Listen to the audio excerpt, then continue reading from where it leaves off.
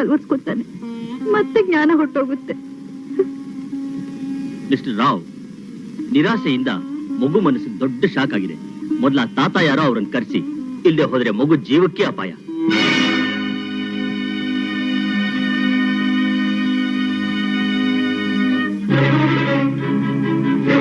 ಪುಷ್ಪ, ಎಲ್ಲಿ ಹೋಗ್ತಾ ಇದ್ಯಾ? ನಿಮಗ್ ನಿಮ್ ತಂದೆ ಬೆಳೆದಿರ್ಬಹುದು, ನನಗ್ ನನ್ ಮಗು ಬೇಕು, ನಮ್ಮ ಬೇಕ್ರಿ.